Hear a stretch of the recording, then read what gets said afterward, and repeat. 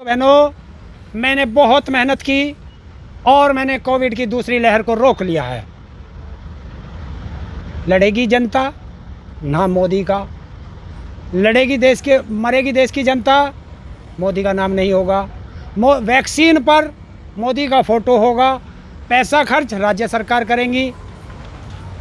और जो मृत्यु हुई है कोरोना में, अगर मोदी जी इतने ईमानदार देश के प्रधानमंत्री हैं तो जिस तरह वैक्सीन पर मोदी जी अपना फ़ोटो लगवा रहे हैं, जितने कोरोना काल के अंदर जिसकी भी मृत्यु हुई है उसके मृत्यु प्रमाण पत्र पर भी मोदी का फ़ोटो होना चाहिए, ताकि देश की जनता को पता चले कि हमारे परिवार का व्यक्ति इस व्यक्ति की वजह से मरा है। आप हर बात के लिए प्रधानमंत्री जी को ही क्यों ब्लेम कर देते हैं? महामारी है, महामारी में तो लोग मरते ही हैं, आप उसमें भी प्रधानमंत्री जी को ब्लेम कर रहे हैं। महामारी आती है, उस महामारी की तैयारी कौन करेगा? किसान। उस महामारी के लिए दवाई कौन लाएगा? किसान। उस महामारी के लिए ऑक्सीजन कौन लाएगा? किसान। उस महामारी के लिए वेंटिलेटर कौन लाएगा? किसान। उस महामारी के लिए हॉस्पिटल कौन बनाएगा? किसान। प्रधानमंत्री बनाएगा या मैं बनाऊंगा? और अगर इसके बस की नहीं है कुछ करना तो गद्दी छोड़ दे। इस महामारी को देखते हुए तो सरकार ने सोच बदली, लोगों को का एक ट्रेंड चलाया गया कि ये सोच बदलो, अच्छी पॉजिटिव सोच, पॉजिटिव थिंक के नाम। अगर हमारी पॉजिटिव थिंकिंग रखने में हमारे परिवार का कोई मरेगा, क्या हमारे आंसू नहीं निकलेंगे? तब पॉजिटिव सोच रहेगी। और देश का प्रधानमंत्री क्यों रोया था फिर? अगर हम पॉजिटिव थिंकिंग रखेंगे तो जो देश के सर्वोच्च पद पे बैठा हुआ है, जिसको पूरा देश चलाने के लिए दिया गया है, फिर वो क्यों रो रहा था भैया? उसकी पॉजिटिव सोच कहाँ चली गई थी? और 2 मिनट को घड़ियाले आंसू रो करके और तुरंत लग गया उत्तर प्रदेश के चुनाव में।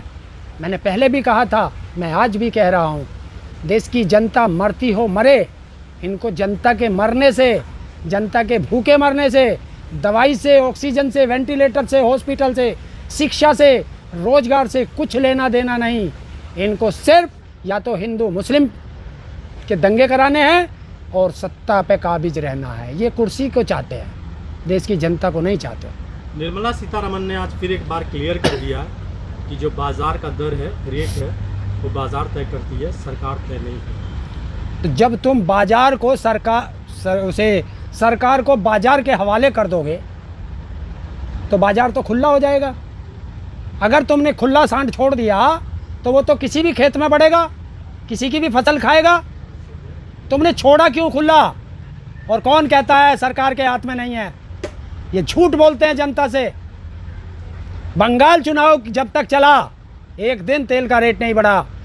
और पिछले महीने में 20 बार, एक महीने में 20 बार तेल के दाम बढ़े।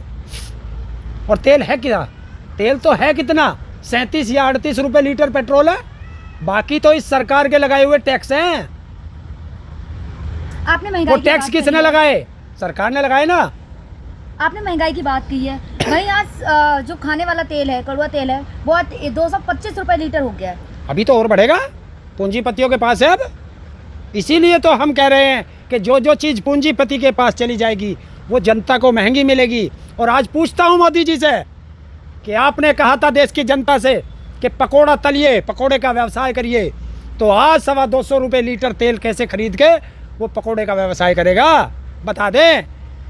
जब 350 रुपये का सिलेंडर था पकौड़े तलने की बात तब की बात, और आज 850 रुपये, 900 रुपये का सिलेंडर है, कैसे पकोड़ा बेचेगा वो? आप पकौड़े तलने की बात कह रहे हैं। वो तो इसलिए कहा था ना कि देश आत्मनिर्भर बने, आत्मनिर्भर बनने की बात कही थी ना, वो इसीलिए कहा था। देखिए, इस देश के अंदर कौन नहीं है आत्मनिर्भर? क्या तुम्हें खिलाने मोदी जी आते हैं या इन जनता को खिलाने मोदी जी आते हैं? सब अपना कमाते हैं, खाते हैं, तो आत्मनिर्भर तो सब है। ये जनता का बेवकूफ़ बनाया जाता है। जनता का कैसे बेवकूफ़ बनाना वो इन्होंने कर रखा है, वरना कुछ नहीं है। आप निर्मला सीतारमन का ले लीजिए, आप सब उसका अभी एक वो चल रहा है, लोगों ने एक पोस्टर बना रखा है कि मोदी जी पूछ रहे हैं कि आपको हमने अर्थव्यवस्था दी थी, ये अर्थव्यवस्था इतनी गिर क्यों रही है? तो निर्मला सीतारमन कह रही है कि ये इस तरीके से गिर रही है जिस तरीके से तुमने 2 करोड़ नौकरियों का वादा किया था देने का, और 1.5 करोड़ नौकरी हर साल जा रही हैं। इस तरीके से अर्थव्यवस्था गिर रही है। जैसा कि आज आपको बताया गया, सरसों का तेल 225 रुपये हो गया। आम जनता इसके लिए आवाज़ नहीं उठा रही है, सिर्फ किसान की। अरे किसान आम जनता नहीं है, ये सारी किसान को आम ज़्यादा जनता है। फर्क नहीं पड़ेगा क्योंकि सरसों वो खुद अपने खेत में उगा लेता है, वो पेड़ करके तेल भी निकाल सकता है। लेकिन जो आम जनता, शहर में मिडिल क्लास लोग हैं जो खरीद के खाते हैं, उसके ऊपर ज़्यादा इफेक्ट पड़ेगा इसका, वो आवाज़ नहीं उठा रहे थे। अरे यही तो सरकार चाहती है कि जो तुम्हारी जेब में पैसा है वो सब निकाल लो, आपको इतना गरीब बना दो, इतना गरीब बना दो कि सिर्फ तुम जब रोटी मिलेगी ना आपको खाने को, आप इसे ही मोदी जी का सबसे बड़ा विकास समझो। वो तो ये विकास का एजेंडा है इनका। देखिए आप एक चीज़ बताइए, शिक्षा, जिस देश की शिक्षा कमज़ोर होगी वो देश हमेशा कमज़ोर होगा, और ये शिक्षा को सबसे पहले कमज़ोर कर रहे हैं। ये इन लोगों का एक नियम है कि शिक्षा अनपढ़ देश, गरीब देश, मजदूर देश, और ये आपको मजदूर बनाना चाहते हैं।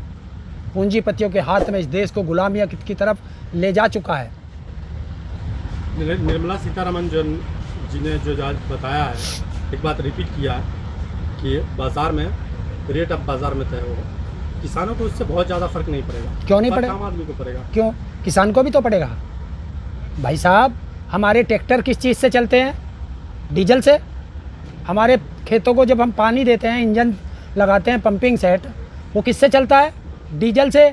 और देश के अंदर माल भाड़ा ट्रकों से ढुता है, तो वो सब हर चीज़ महंगी होगी।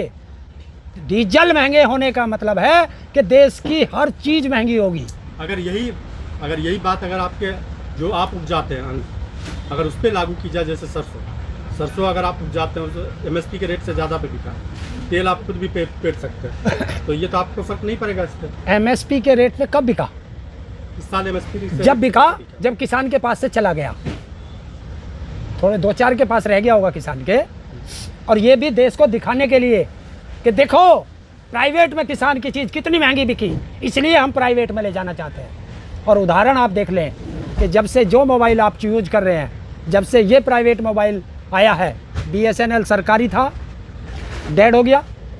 जब से प्राइवेट स्कूल आए हैं, सरकारी स्कूल डेड हो गए। जब से प्राइवेट कंपनियां आई हैं, सरकारी कंपनियां डेड हो गई। जब से प्राइवेट इंजीनियरिंग कॉलेज आए हैं, सरकारी कॉलेज डेड हो गए। भाई साहब, जब ये चाहते क्या है? सब चीज़ को प्राइवेट लिमिटेड कर दो। और हम जो आज हमारा एक बेटा तनख्वाह ले रहा है किसी कंपनी में 40-50 हज़ार रुपये, कल को जब वो सरकारी कंपनी बंद, तो वो कहाँ जाएगा? 10,000 रुपये, 8,000 रुपये की इन पूंजीपतियों की नौकरी करेगा। और जब चाहेगा पूंजीपति जब निकाल देगा, जब चाहेगा दूसरे को रख लेगा, क्योंकि बेरोजगारी देश के अंदर पूरी है। तो ये कौन करेगा? ये बेरोजगारी तो पहले भी थी, आज़ादी के बाद भी ये बेरोजगारी थी। बेरोजगारी देश से तो कभी खत्म नहीं हुई। बेरोजगारी का स्तर इतना ऊंचा नहीं गया था। क्यों? कि जिस दिन 2014 से आज तक, बताइए कितना रोजगार दिया मोदी जी ने, सिवाय खत्म करने के दिया क्या? जनता को रोजगार दिया नहीं, जनता का रोजगार खत्म किया है। तो ये केवल भारत में नहीं हुआ है, इस महामारी की वजह से दुनिया के बहुत सारे देशों में रोजगार गया है। दूसरे देशों की बात मत करिए। अगर दूसरे देशों पे जाओगे तो हर देश के ने अपने लिए अक्टूबर-नवंबर में ही वैक्सीन का इंतजाम कर लिया था। फिर तुम दूसरे देशों की तरह अपने वैक्सीन दूसरों को क्यों बेची? आपने अपनी ऑक्सीजन दूसरे देशों को क्यों बेची? अपनी ऑक्सीजन बेचकर, और जब देश को जरूरत पड़ी तो आप कटोरा लेके भीख मांग रहे हो। तो ये तो एक महामारी है ना, जैसे पिछले साल अगर देखा जाए, जब भारत के वैज्ञानिक कह रहे हैं कि देश में दूसरी लहर आने वाली है, तो आपने तैयारी नहीं की। क्यों? क्योंकि आपको सत्ता प्यारी है। आप बंगाल चुनाव में लगे हुए थे, पूरी भारत सरकार बंगाल चुनाव में थी।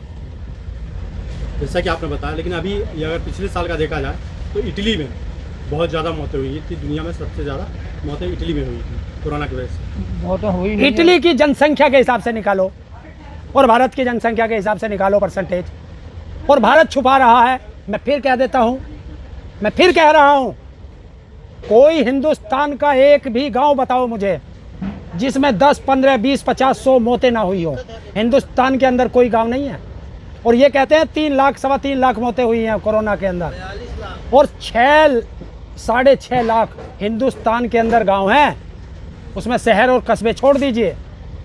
तो लगभग मेरे हिसाब से 3 करोड़ से ज़्यादा लोगों की मृत्यु हुई है इस कोरोना काल में, जो सरकार छुपा रही है। मेरे गांव में तो 5,000 लोगों की आबादी है, केवल एक मौत हुई है कोरोना से। मैं कह रहा हूँ एक ही हुई है। चलिए तेरे इस बात से बड़ा करता हूँ पत्रकार महोदय, तेरे गांव में एक आदमी की मौत हुई तो 6.5 लाख तो एक आदमी के हिसाब से करोगे तो भी हो जाएगी, फिर 3.5 लाख के 3.25 लाख कैसे रह गई। और जिसमें शहर और कस्बे हैं नहीं, और जो लाइन लग रही है शमशान घाट में 12-12, 14-14 घंटे की वेटिंग चल रही है। भैया कैसी वेटिंग है जब तुम्हारे यहाँ मृत्यु नहीं हुई, ये वेटिंग कैसी है। और जो गंगा में लाशें बह रही हैं, गंगा के किनारे कब्रिस्तान बन गया है, कुत्ते लाशें खा रहे हैं, ये है। इसका मतलब ये थोड़ी नहीं है कि सरकार ने जानबूझ के मार दिया हो। जानबूझ के महामारी है ना, नहीं, महामारी में मरते हैं, लेकिन ये जानबूझ के की गई हत्याएं हैं।